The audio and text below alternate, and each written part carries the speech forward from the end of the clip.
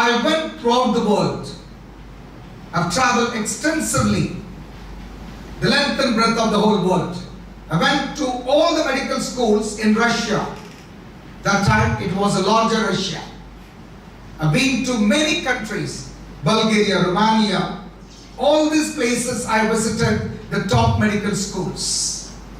And I also went to China, the Caribbean, Africa. All these places I visited to see if we would have a right school for Indian students, and I found none. The major problem we had in these countries was language first. Number one was language. None of this country spoke English. None of this country. Russia, though they say that they're running a medical school in English language these days, please go there and try to find out. It is not the truth. They manage English in the classroom. And most of the major schools, they say you have to learn Russian language and study medicine. The first 2 years, you'll have to learn the language and then study medicine. It is impossible. I've been in Maharashtra for the last 37 years. I did my college here in Maharashtra. I'm ashamed to say, even today, I don't speak Marathi fluently. I'm not happy to say this.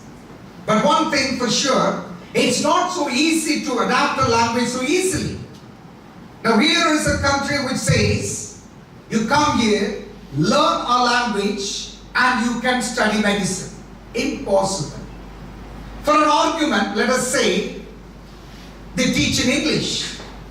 In medicine, there is another major issue. It's not only in the classroom, it's very important. When you go to the hospitals, what language you will speak to the patients. You have to understand what is their problem. How do you interact with them? Absolutely impossible if you do not have a country which speaks English. Now language, as I have told you, is very, very important for education. And we cannot learn that language and get into a professional course like medicine. This is very important. The Caribbean, Africa, and all these countries have got similar problem. Now the second most important problem again I saw in these countries were the climate. Climate equally plays an important role when you have to do medicine, because it first of all puts you in an uneasy position to learn. We are living in a tropical climatic country where our temperature can go up to 40 degrees or even plus. Now all of a sudden, you go to these countries, it's absolutely the reverse. Minus 20 degrees. In Russia, you're going to St. Petersburg, and even in Volgograd and all these places where the universities are established, if you go there, it directly go into minus 20 degrees. There all of a sudden you'll have to wear all those bulky clothing and walk around. It first of all puts you at an uneasy position. You cannot study. You know, when the temperature goes even to 15, 20, we cover ourselves with multiple blankets, am I right? Quite often we use quilts. And there, it is really, really pathetic. Now when I talk about the climate, it's not only it puts you at an uneasy position, the most important thing for a medical student is the climate determines the disease pattern. You understand? When you go to any country, the disease pattern, what you see in that country has to be of the disease what you find in our country if you have to come back and practice. Now these countries will have an extremely different pattern of disease. We are living in a tropical climatic country. Our disease pattern is totally different, and I always say this sentence, which may not be a healthy sentence. I say most of the tropical climatic countries, especially a country like India, is blessed with varieties of disease. Am I right or wrong? richly blessed with varieties of disease. I think we are one of the country which might be having different kinds of diseases. It starts here, I would say. I'm not so proud to say this. Our primary healthcare system has to improve a lot in our country.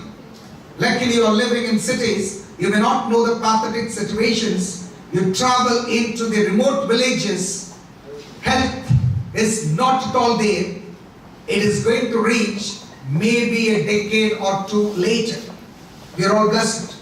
So here, the disease pattern is not the same. So when you learn in these countries, you will not get an exposure to any of the disease what we have got in our country. I've seen many of the students studying in Western world, they go all the way to tropical climatic countries to see diseases.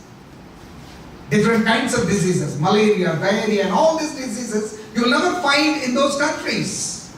And these are all very, very common disease, which leads to many other diseases. So you have to study in a tropical climatic country. The third important thing that makes one a doctor is clinical practice, hands-on experience. None of these countries will allow you to touch their patients. They don't allow you at all. You can watch them from a distance. These are all patients who are highly insured and they're all very much secured, and they don't want a student to be learning on them. If you go to Russia, most of the hospitals and theaters and everywhere, you will have a beam hole where you can just stay there in a glass top just to weed the patients, not get even closer. Any other profession, you can learn by theory. Medicine, I tell you, you can only learn when you have hands-on practice. Am I right, doctor? So these are all the major issues which are very, very negative for our students to go and study medicine. I was doing a research. Finally, I went to Philippines and I found the entire country suits for our requirement. Exactly suits for our requirement. I have 20-point agenda. 20 points. There is climate, language, visa matters, and clinical practice, and our finance, everything put together. I had 20 points. Believe me, I had 25 plus points going to Philippines. Starting from flights to that country. You got flights from every cities. The visa procedure is easy. It's not too far away. It took me almost around 4 hours for me to reach from Pune here. By this time, I would be very closer to Hong Kong. And Philippines is just 1.5 hours away from Hong Kong. Okay. If someone is coming from Kolhapur, I'm very sure that you will reach Philippines faster than going to Kolhapur. It's not too far away. And every cities have got at least 6 to 7 flights every day. Mumbai has got maybe around 10 to 15 flights every day to this destination. And visa can be available even in the same day.